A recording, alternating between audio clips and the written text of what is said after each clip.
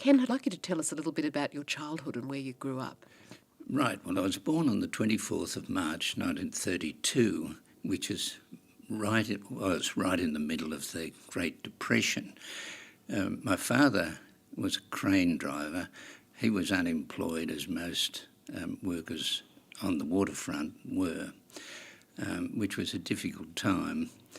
And he was on the dole, and so I started off life knowing that I suffered the great advantage of my parents being on the dole when I was born, which probably acted as some sort of an inspiration to me in later years as I look back, because no one in the family had ever been involved in the law, or it was a totally blue-collar family. My father had come from Glasgow, and of course he'd always been associated with shipping, and my mother was born in Balmain and in fact lived in Balmain all her life.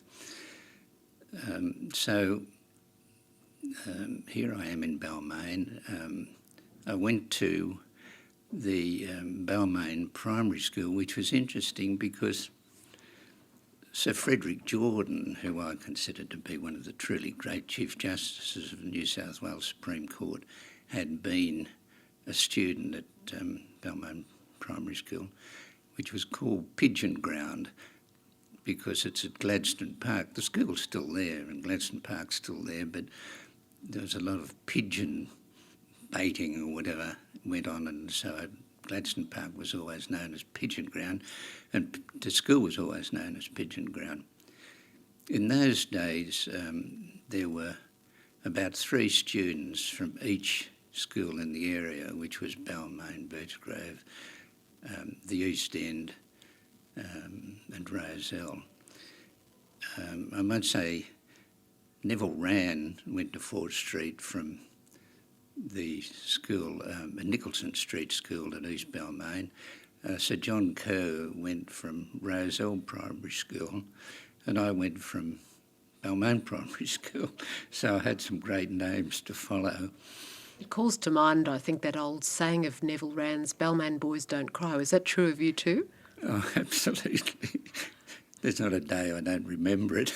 My mother actually knew his mother, but I didn't know Neville until I got to the bar, and he was doing a lot of industrial work in those days and getting involved in the labour movement.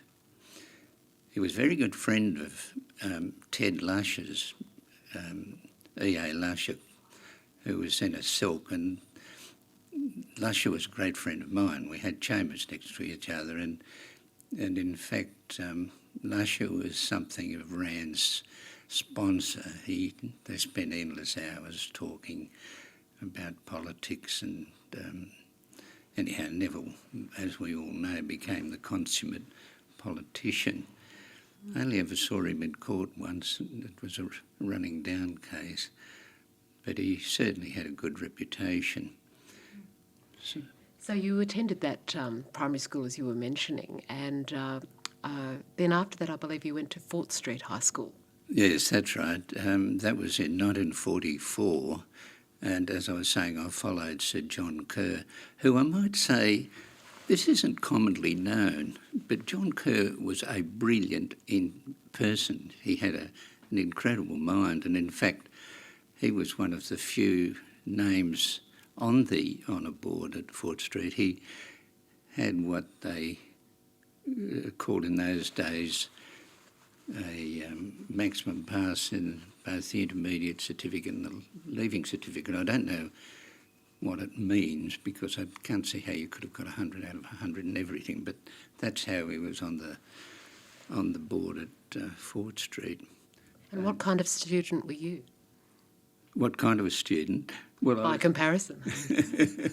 I was always in the graded into there were 4 years in each, 4 classes in each year, A, B, C, D. And D was the number 1 class, so I got drafted into the D class, but I never put myself in Kerr's category. Do you have teachers you recall fondly from your time at Fort Street? Well, I was a bit unlucky actually because the war was on, and virtually all the young teachers were in the army in various capacities. They may have been in active combat, or some of them who were fluent in languages were interpreters of prisoners that had been captured. So unfortunately, I don't look back with much fondness on the teachers because they'd all been brought back from retirement, and I can't actually say that there's any of them that really inspired me, although they were doing their best.